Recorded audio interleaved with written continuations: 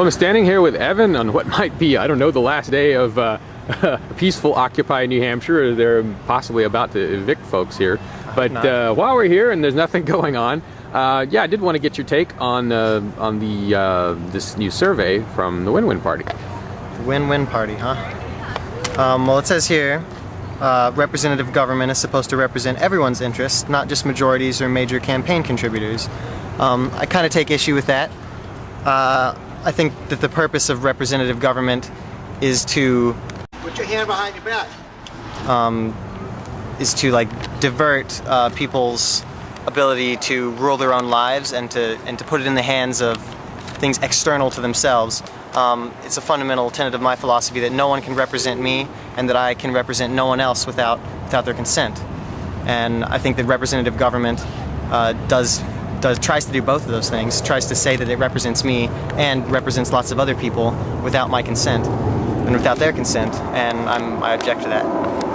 So you don't like the first concept? So far I'm not on board. Okay, all right. In order to represent everyone, public servants should use a win-win process to find solutions that satisfy all sides' main concerns on each issue. I'm not sure that we should even have public servants, as I understand that term to mean people who are paid through coercive taxation, and I'm against that, so I'm not sure about that. But win-win, I think it's a good way of saying mutually advantageous, and I think that can happen only when it's voluntary, only when interactions are voluntary. Other point on here is it's easier for win-win candidates to get elected because most people realize that win-win would benefit everyone. I don't know. Again, I'm not really interested in like the electoral process or, you know, representative government, and so I mean I don't know, that statement might be true, but I don't know that it would that getting anyone elected would really benefit everyone. And then the last point on here is any candidate of any party who uses win-win process is automatically our friend because they want to find solutions that satisfy our concerns as well as their own. Maybe that's true. I'm assuming it's saying our friend, like it's the win-win party's friend. So, I mean, they can define who their friends are.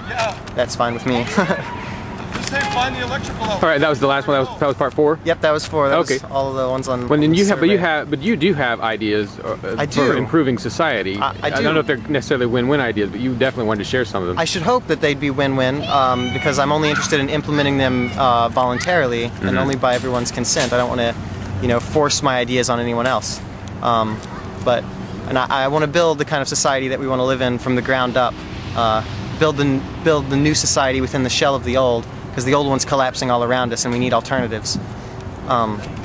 So what I would encourage people to do is to support their local underground economy. And I mean that in 2 senses of the term. I mean it in the sense that agorists talk about the underground economy, which is black and gray markets, the counter economy. And agorists recognize that top-down coercive intervention in the economy disrupts the voluntary networks that people build to take care of their needs in a mutually beneficial way. And results in long-term inefficiencies regardless of any perceived immediate benefits to the privileged class. And I also mean it in the sense that permaculturists talk about the underground economy, which is literally the underground networks of plant roots, fungi, bacteria, microorganisms, earthworms, and systems for transferring nutrients and minerals underground that naturally develops in undisturbed soil.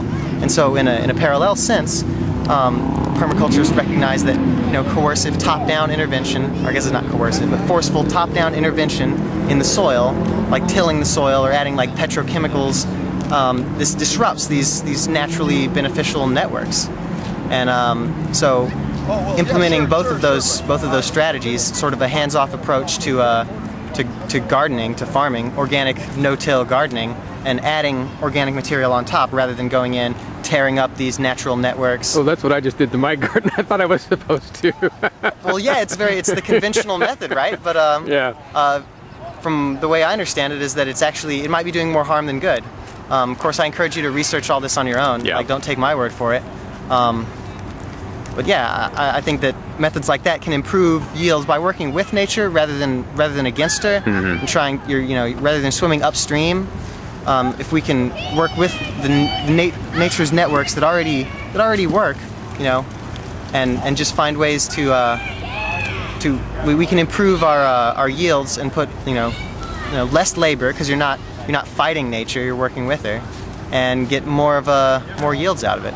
And I think that's really useful, especially when we're talking about the counter economy, because the idea there is to move as much of our productive activity outside of the state's control as possible. And so one facet of that is being as independent as possible, as self-sufficient as possible.